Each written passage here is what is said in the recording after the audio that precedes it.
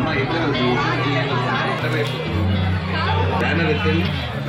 Switch board ఉంటుంది కింద లైన్లో లెఫ్ట్ రైట్. థ్యాంక్ యూ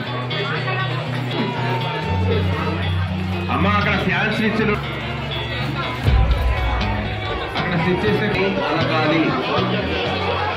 చెట్టున సగం పెట్టి అంత స్పేస్ ఉండాలి. అంత వెడల్పుగా ఎంత వెడల్పుగా చేయగలిగితే అంత వెడల్పుగా పెట్టండి. మధ్యలో నుంచి పైకి ఉండాలి బియ్యంలో.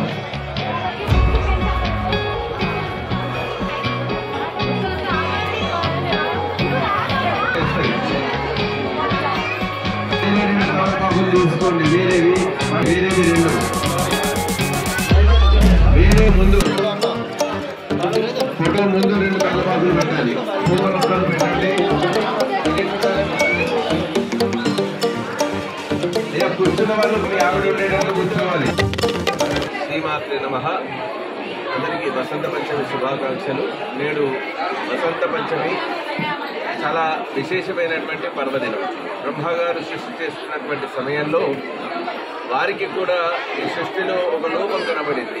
ఏదో పరిపూర్ణత లేదు. ఆ పరిపూర్ణత ఏమిటి అన్నటువంటి తాపత్రయంతో అమ్మవారి తపస్సు చేసినటువంటి క్రమంలో ఆ పరాశక్తి శబ్ద రూపంలో దర్శనమిచ్చినటువంటి స్వరూపమే ఈ యొక్క వసంత పంచమి.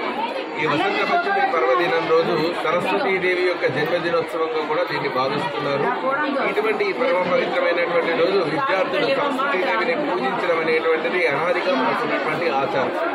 ఆ ఆచారంలో భాగంగానే ఇప్పుడు అనేక మంది చిన్నారులు మన త్రిశక్తి పీఠమైనటువంటి ఈ 3 శక్తులు కొలవై ఉన్నటువంటి మన వరంగల్ భద్రకాళి సమీపంలో మహాసరస్వతి కొలువై ఉన్నది, భద్రకాళి కొలువై ఉన్నది, మహాలక్ష్మి కొలువై ఉన్నటువంటి త్రిశక్తి పీఠం ఉన్నటువంటి అత్యంత ప్రత్యేకమైనటువంటి స్థలంలో గల సరస్వతీదేవి పీఠంలో విశేషంగా పొద్దున్న 4 నుంచి 3వ తారీఖు అయినటువంటి ఈ రోజు అక్షరాభ్యాసాలు నిర్వహించడం జరుగుతుంది.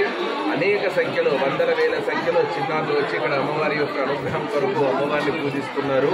అదేవిధంగా మనకు ఈ వసంత పంచమి 2 రోజులు రావడం చేత 2వ తారీఖు అమ్మవారికి అభిషేకాన్ని, అదేవిధంగా బీజాక్షర లేఖనాన్ని, సరస్వతి యాగాన్ని వీటన్నిటిని నిర్వహించడం జరిగింది. 3వ రోజు అయినటువంటి ఈ రోజు ఉదయం 4 గంటల నుంచి అక్షరాభ్యాసాలు నిర్వహించడం జరుగుతుంది. అందరికీ సరస్వతీదేవి కృపా కటాక్షాలు కలగాలని మరొకసారి కోరుకుంటూ